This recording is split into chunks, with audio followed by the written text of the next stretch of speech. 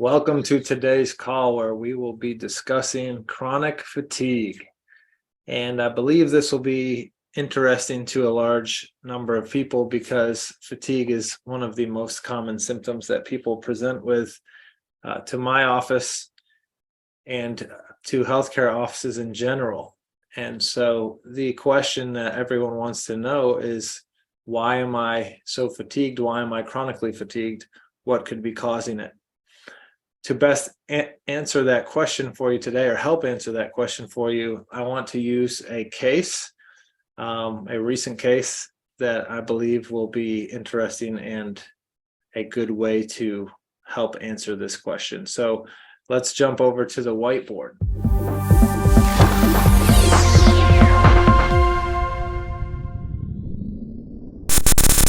All right, so here we are on the whiteboard, and let's use a case to help answer our question of why am I so fatigued?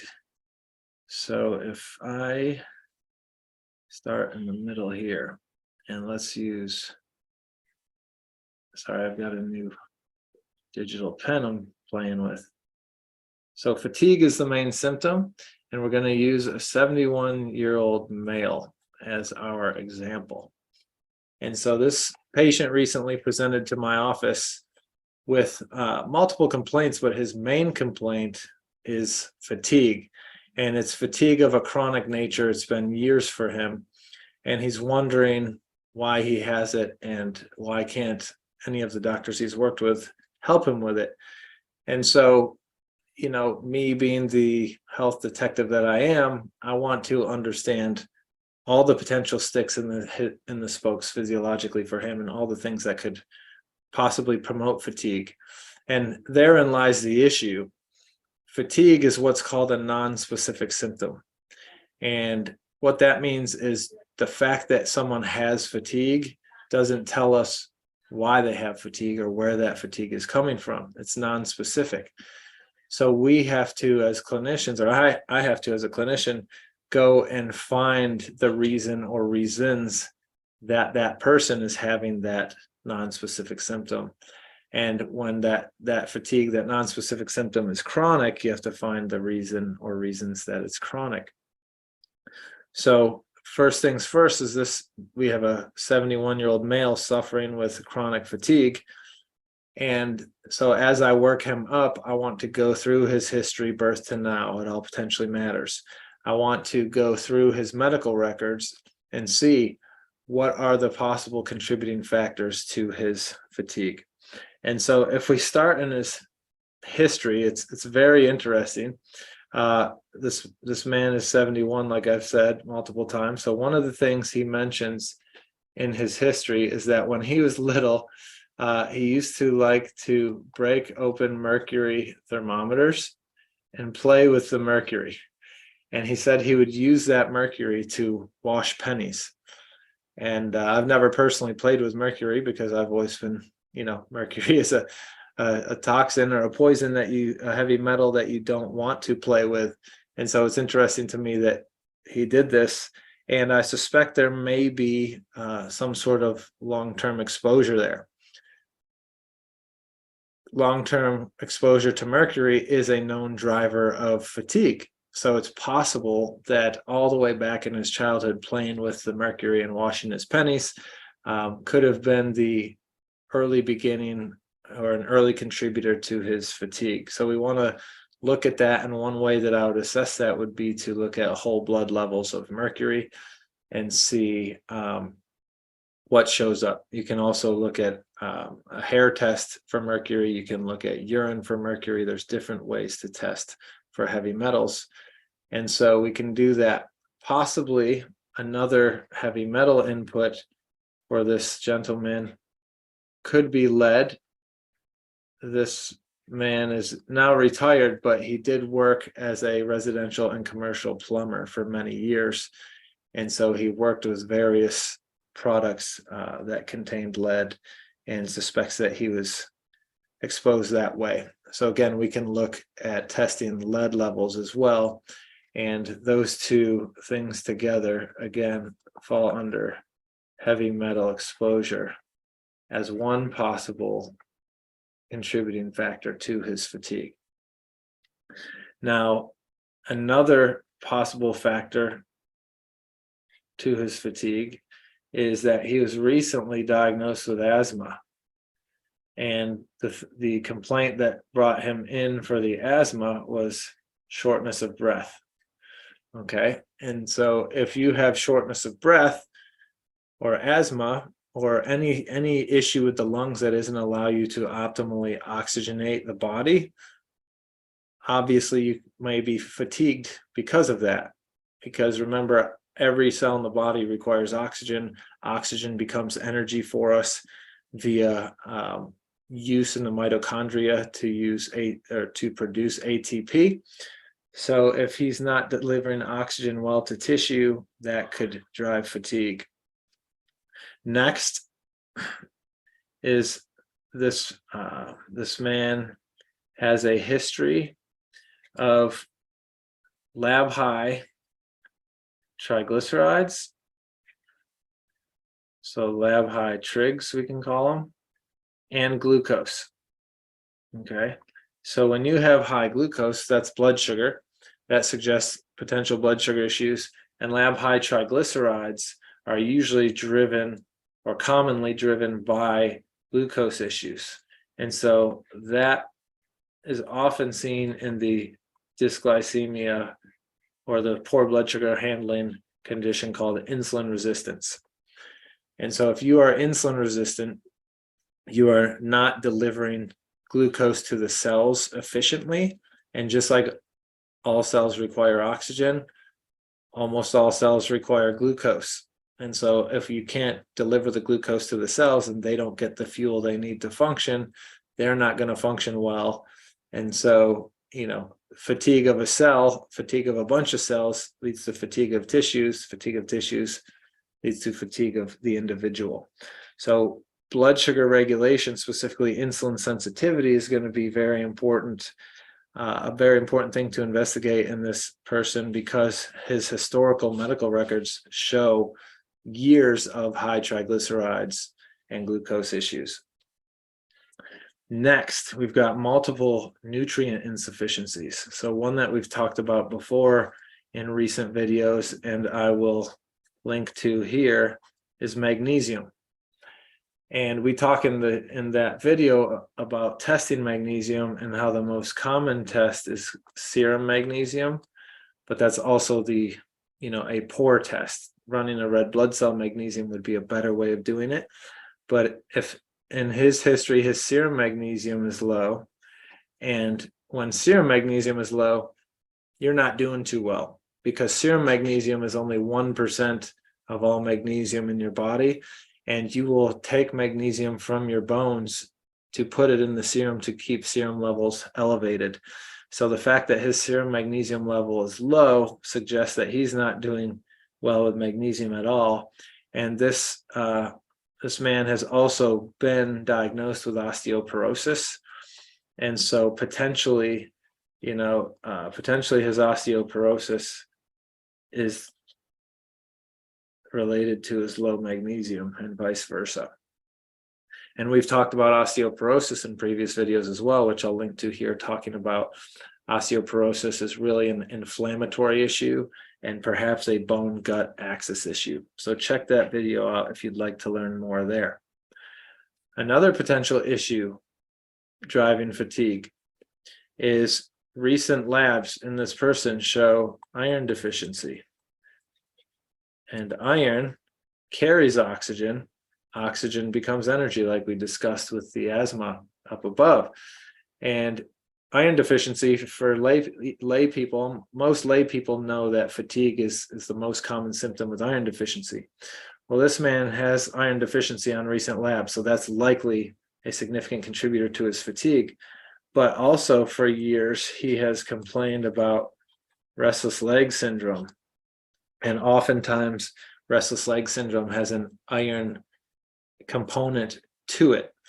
And so the two are likely connected to the iron, his fatigue and his restless leg syndrome. So we might be able to kill two birds with one stone here by bringing his iron status to sufficiency. Maybe he has more energy, and he stops having restless legs. And he's had the restless legs for 30 plus years. So there's potential that his iron has been poor for quite some time. Another nutrient lacking that contributes to energy is his B12. His serum B12 is low, and he's had B12 injections in the past. And if you learn about B12, the B vitamins are very important in the mitochondria, in the electron transport chain, to make ATP. So if you do not make ATP well, again, ATP is the energy currency in our body. If we don't have enough B12, that's one contributor to that cycle. B12 is a cofactor in methylation. So if you have poor methylation, you may have buildup of homocysteine. Homocysteine is toxic to the nervous system, and so that can drive brain fog, headache, fatigue, things of that nature. And you also need B12 to make the myelin sheaths that cover your white matter, or your white matter neurons in your nervous system. So those are the fast conducting neurons. And if you don't have myelin, you could have issues with conduction, maybe neuropathy, MS, different issues there. So he doesn't have any neuropathy or MS. He's just complaining of fatigue, but the B12 is likely a player, and that's been a consistent issue in his medical records over time. Next issue is he has, again, recurrent lab high TSH, which in the medical world usually leads to a hypothyroidism diagnosis. And hypothyroidism, fatigue, is a very common complaint with that, right?